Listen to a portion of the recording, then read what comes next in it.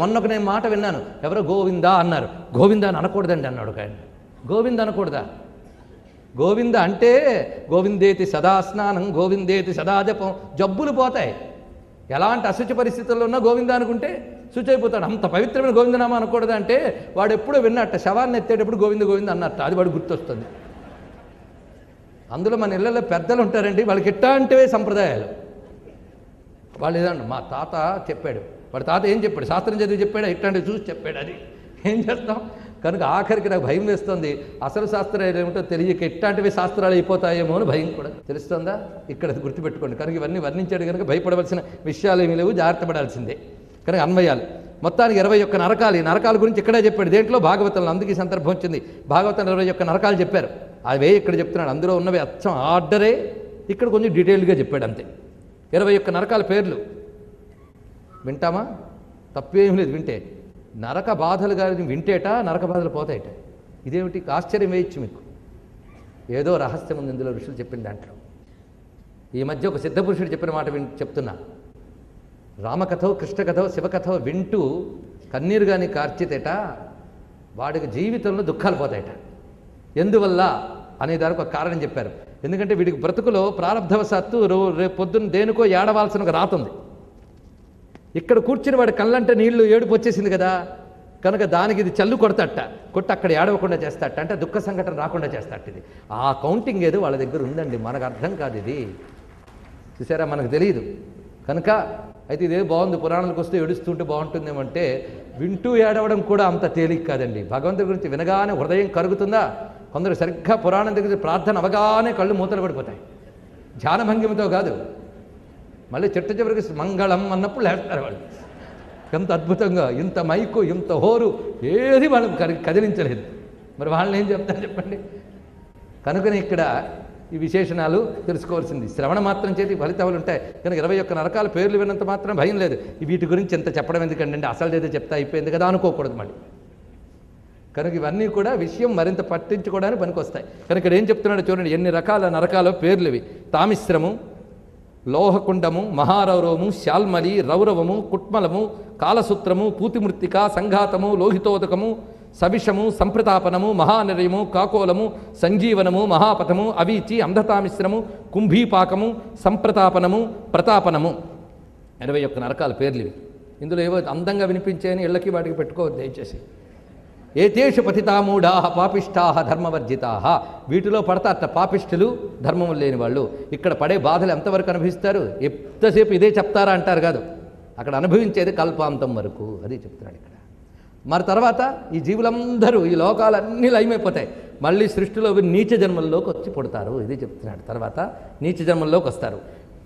ఏవం కుటుంబ విభ్రాణ ఉదరంభరయేవవా విసృజ్యేహో భయం ప్రీత్యా భుంక్తే తత్ఫలమీదృశం.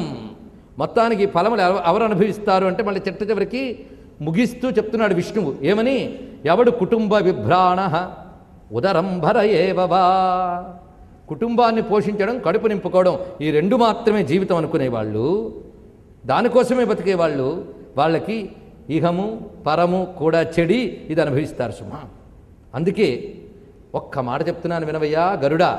కుశలేతర పాథేయో భూతద్రోహేణ యద్భృతం. కుశలేతర పాథేయ అంత చక్కటి మాట చెప్పాడు.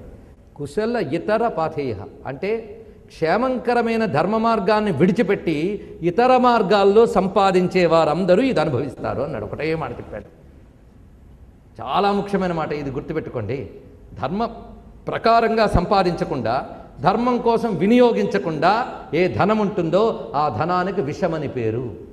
ఇది ధర్మంతో సంపాదించకుండా, ధర్మం కోసం వినియోగించకుండా ఉన్న ధర్మానికి, ధనానికి విషమని పేరు.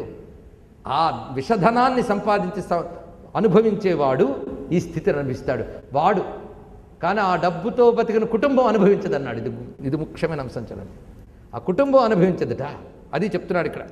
కుశలేతర పాథేయో వాళ్ళు అనుభవిస్తారే తప్ప దారాపుత్రులు మాత్రం అనుభవించరు. ఇత్వేదం స్వం కళేబరం, తన కళేబరాన్ని పోషించుకున్నవాడు వాడు మాత్రమే ఇది అనుభవిస్తాడు. అందుకే గుర్తుపెట్టుకోవాల్సింది ఏంటంటే, నా కోసం చేస్తున్నా అంటే ఏంటండి, దారాపత్రాదుల కోసం ఇదంతా. వాళ్ళు ఎవ్వరు వచ్చి ఇందులో ఒక్క దెబ్బ తినరు, గుర్తుపెట్టుకోండి, నువ్వే తింటావు. కనుక వాళ్ళ కోసమని తప్పు చెయ్యకు. దైవేనాసాదితం తస్యా సమలన్యరయే పుమాన్ భుంక్తే కుటుంబ పోషస్య హృతద్రవ్య ఇవాతుర కేవలేన హ్యధర్మేణ కుటుంబ భరణోత్సుక యాతి జీవోం ధతామిశ్రం చరమం తమస పదం. ఇది చెప్తున్నాడు. చీకటిమయమైనటువంటి ఆ పదానికి కేవలం కుటుంబ పోషకుడు హృతద్రవ్య ఇవ ఆతుర, ధర్మ విరుద్ధంగా ధనం సంపాదించేవాడు ఈ స్థితిని అనుభవిస్తాడు. ఈ మాట గట్టిగా చెప్పాడే లేదా? ఎవరి కోసం సంపాదిస్తున్న అధర్మపట సంపాదన చెప్పండి.